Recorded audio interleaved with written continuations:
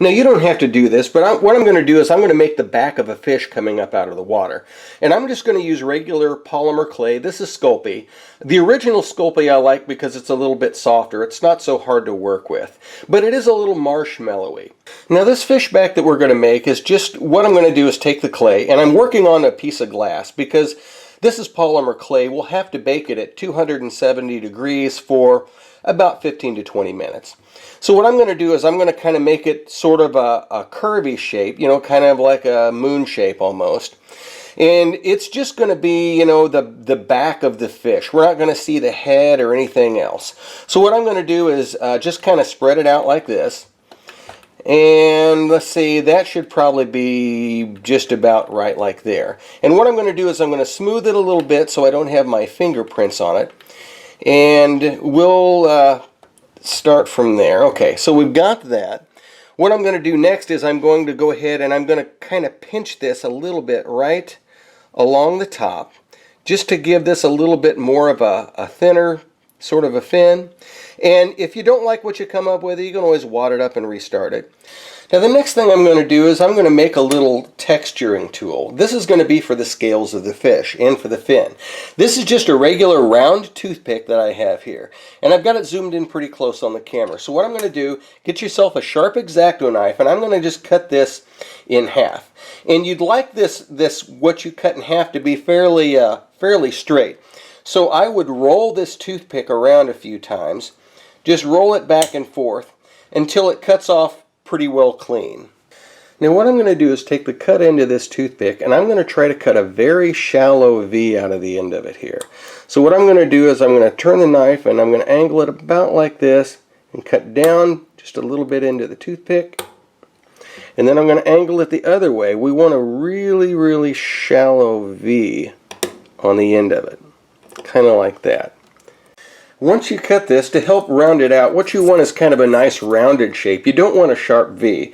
So you can take a piece of sandpaper and fold it in half, and then just kind of sand this a little bit, kind of move it to one side, kind of move it to the other, and kind of make this more of a rounded shape rather than a sharp V. Now I'm going to do the practice the scales a little bit before I do my fish. Now you want to be sure that your U shape is kind of smooth. And what you're going to do is you're just gently going to press rows. So I'm just going to gently press in here.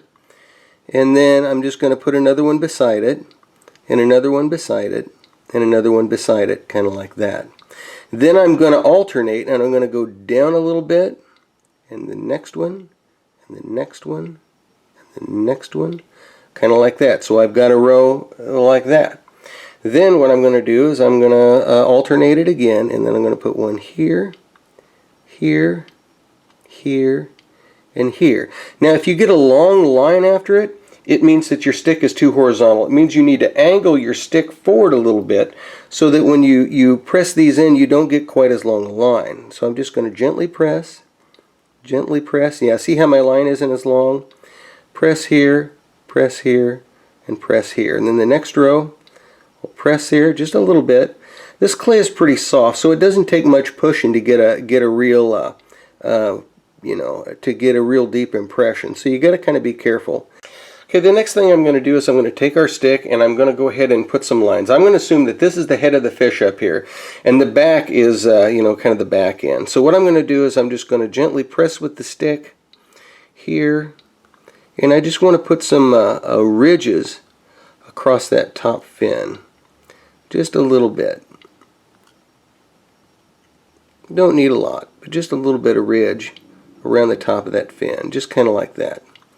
Okay, and I'm going to do the same thing for the other side. And the other side, because this is the head of the fish, I'm going to lean it back a little bit. And see, so we're going to go back, and we're just going to kind of gently press in, and we're just going to try to get some a little bit of ridges across the top, so that this fin across the top is what you're going to see or on the top of the water.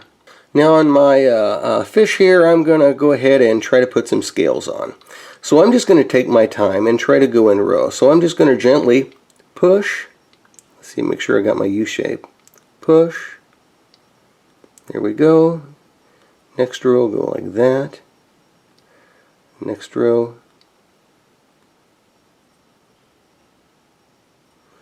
And then I'm just going to kind of alternate rows as I go up to the next one. And then one here. And if you lose track of what row you're supposed to be on, just find a spot and start again, because sometimes, you know, it doesn't have to be perfect. All you want to do is to have some kind of a hatchy pattern here. That one, there. Okay, that looks like I straightened it out. And we'll put one here, one here, one here, there.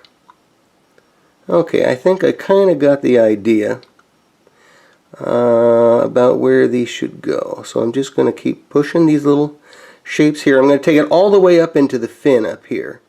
Okay, I went ahead and finished texturing both sides. I've got this side and I've got the back side done with the scale-ish pattern, and I think it looks pretty good. But anyway, we're going to go ahead and bake this for 270 degrees for about 15-20 minutes. Okay, I went ahead and these fish have been baked. I made an extra one just in case. So they've been baked at 270 degrees for about 15 minutes or so. The next thing I'm going to do is I'm going to paint them black. The easiest way would be to spray paint them, but I don't have my spray paint stuff set up. And these are pretty small too, so I'm just going to paint them black with a brush. So just take some black paint, and you want to get down into all the cracks. Okay, our fish are dry. I'm going to go ahead and dry brush a green on here. I tried gray, but I kind of like green better. This is just goblin green, but any, you know, pea green will probably work just fine. We're going to dry brush it on, so you want to go really lightly with it. So I got a kind of a small, soft brush. Be sure you get all the excess out of the brush here, so you're not, you know, you don't get streaks or anything like that. Or I'm just going to really lightly hit the highlights. And I'm not going to do too much at the bottom, because I want this bottom to blend kind of in the black that's in the water. So what I'm going to do is I'm just going to very gently go back and forth across here and just try to pick up the highlights on here with green. So I'm not using much pressure at all. Just go back and forth and back and forth. And you'll slowly see the scales start to come out here. Yeah, that's getting it. Now it's better to take your time and not do too much. That looks like it's getting there. So it's the more brush strokes that make the difference. Okay, that's doing pretty good. That's doing pretty good. And when it dries, you know, it's going to dry a shade darker. So after you do it and come back, you look at it, it's like, well, that looks like it needs some more paint. Just continue to do that, and we're kind of bringing out the details here. Yeah, okay, I think that's working pretty good there. And then I'm going to do the other side that way, and you can see the difference between one side. This is what this side looks like. That's what the back side looks like. So we are picking up the highlights on that pretty good.